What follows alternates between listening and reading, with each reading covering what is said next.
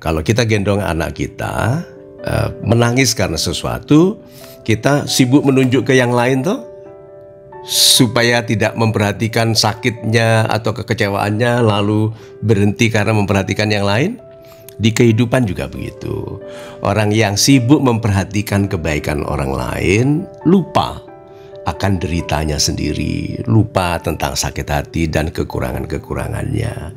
Dan Tuhan itu menyukai kita yang memperhatikan kepentingan orang lain, sehingga Tuhan menjaga orang-orang yang melayani sesama dari masalah. Kalau Anda mau mengurangi masalah, layani sesama. Kalau Anda mau kurang pikiran buruk, pikirkan kebaikan orang lain. Kalau Anda ingin jauh dari perasaan-perasaan tidak baik, baikkan perasaan Anda bagi orang lain.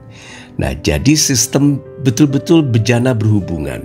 Jadi kita ini bejana kosong yang mengharapkan diisi rezeki. Dikatakan saja diisi uang oleh Tuhan.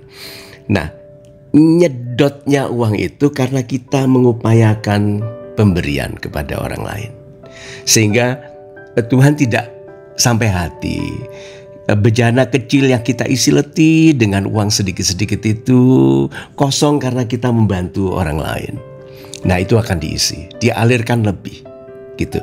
Nah, pertama kali kita mengeluarkan 100, diisi 100. Tapi kalau kita konsisten mengeluarkan, Tuhan menyediakan tandon yang lebih besar supaya kita tidak terlalu sering meminta tambahan, tetapi lebih sering meminta diberikan izin menyalurkan.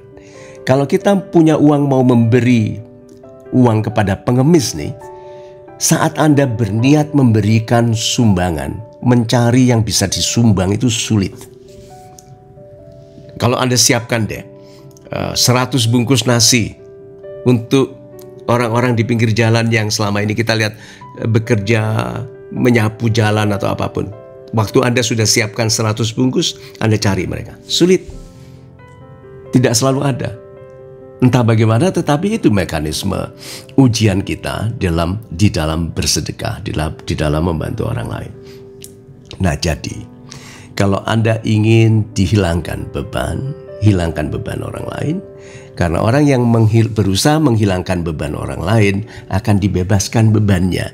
Karena Tuhan ingin kita meningkat kualitas kita, peran kita sebagai manusia dalam membantu orang lain. Tuhan tidak sampai hati membebani orang yang berusaha membebaskan beban orang lain. Itu kesibukan. Dan kalau kita mau mencapai sukses, selama menunggu pemuliaan dari Tuhan itu, sibuklah memuliakan orang lain. Itu.